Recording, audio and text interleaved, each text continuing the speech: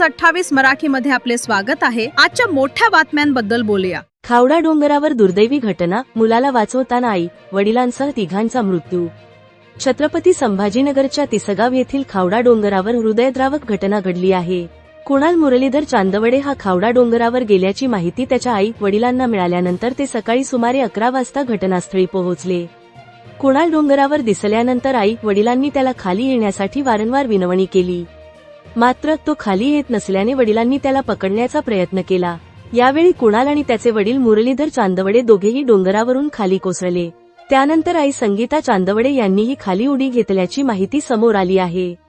घटना घडल्यानंतर नागरिक आणि पोलिसांनी खाली जाळी लावून तिघांना वाचवण्याचा प्रयत्न केला, मात्र बचावकार्याला यश आले नाही।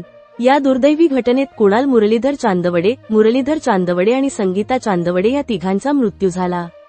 तिघेही देवळाई, सातारा परिसरातील रहिवासी असल्याची माहिती आहे। कुणालने हे टोकाचे पाऊल का उचलले याचे कारण अद्याप स्पष्ट झालेले नाही, मात्र मुलाला वाचवण्यासाठी धावलेल्या आई वडिलांनाही आपला जीव गमवावा लागल्याने परिसरात हळहळ व्यक्त होत आहे। दरम्यान खावडा डोंगरावर यापूर्वीही अशा घटना घडल्याचे नागरिकांचे म्हणणे आहे, त्यामुळे या ठिकाणी संरक्षक कठडे, सुरक्षा जाळी तसेच इतर प्रतिबंधात्मक उपाययोजना करण्याची मागणी होत आहे। आणखी किती जीव गेल्यानंतर प्रशासन ठोस पाऊल उचलणार, असा सवाल नागरिकांकडून उपस्थित केला जात आहे। या प्रकरणी वाळूज MIDC पोलीस तपास करत आहेत। इंडिया न्यूज 28 गंगापूर तालुका प्रतिनिधी योगेश जाधवची रिपोर्ट।